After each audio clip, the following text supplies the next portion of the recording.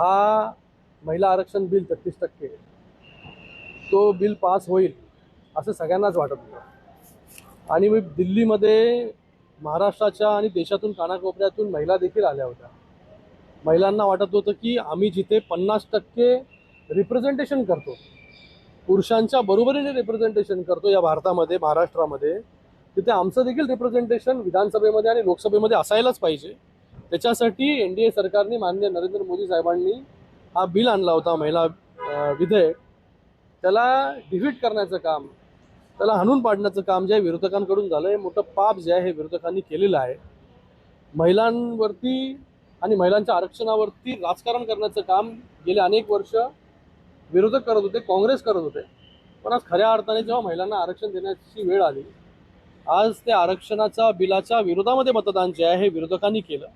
मला वाटतं येणाऱ्या काळामध्ये याचा रिझल्ट